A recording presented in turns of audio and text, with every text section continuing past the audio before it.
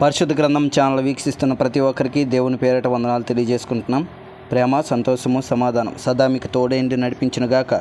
నిన్నటి దినాన యోబు గ్రంథము 1వ అధ్యాయం చదువుకున్నాం. ఈరోజు యోబు గ్రంథము 2వ అధ్యాయం చదువుకున్నాం.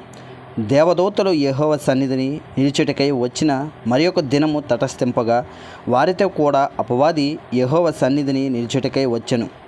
యెహోవా, నీవు ఎక్కడ నుండి వచ్చితివని వానిని అడగగా, అపవాది, భూమిలో ఇటు అటు తిరుగులాడుచు అందులో సంచరించుచు వచ్చితనని యెహోవాకు ప్రత్యుత్తరం ఇచ్చెను. అందుకు యెహోవా, నీవు నా సేవకుడైన యోబు సంగతి ఆలోచించితివా?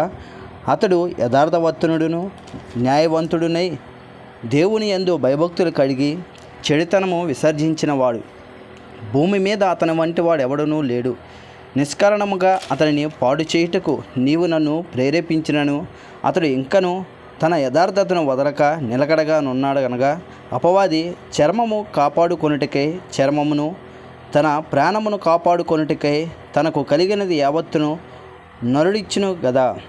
ఇంకొకసారి నీవు చెయ్యి చాపి అతనిని ఎముకను అతని దేహమును మొత్తిన ఎడల అతడు నీ ముఖము ఎదుటనే దూషించి నిన్ను విడిచిపోవును అనెను. అందుకు యెహోవా, అతడు నీ వశమున ఉన్నాడు, అతని ప్రాణము మాత్రము నీవు ముట్టవద్దని సెలవిచ్చెను. కాబట్టి అపవాది యెహోవా సన్నిధి నుండి బయలువెళ్ళి అరికాలు మొదలుకొని నడినెత్తి వరకు బాధగల కురుపులతో యోబును మొత్తెను. అతడు ఒళ్ళు గోక్కొనుటకై చిల్ల పెంకు తీసుకొని బూడిదలో కూర్చుండగా అతని భార్య వచ్చి, నీవు ఇంకను యథార్థతను వదలకయుందువా? దేవుని దూషించి మరణము కమ్మనెను. అందుకు అతడు, మూర్ఖురాలా, మాట్లాడునట్లు నీవు మాట్లాడుచున్నావు. మనము దేవుని వలన మేలు అనుభవించుదుమా? కీడును మనము అనుభవింపతగదా అనెను. ఈ సంగతులలో ఏ విషయమందును యోబు నోటి మాటతోనైనను పాపము చేయలేదు. తేమానీయుడైన ఎలిఫాజు, సుహీడైన బిల్దాదు, నయమతీయుడైన జోఫరు అను యోబు ముగ్గురు స్నేహితులు అతనికి సంభవించిన ఆపదలన్నింటినీ గూర్చి వినిన వారే అతనితో కలిసి దుఃఖించుటకును అతని ఓదార్చుటకును పోవాలనని ఆలోచించుకొని తమ తమ స్థలములను విడిచి వచ్చిరి.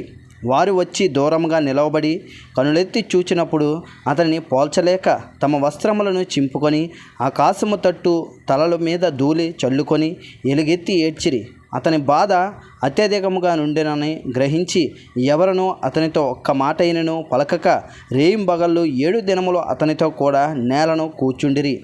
ఇంతటితో యోబు గ్రంథము 2వ అధ్యాయం పూర్తయింది. రేపటి దినాన్న యోబు గ్రంథము 3వ అధ్యాయం చదువుకున్నాం. ప్రేమ, సంతోషము, సమాధానం సదా మీకు తోడేంటి నడిపించును గాక.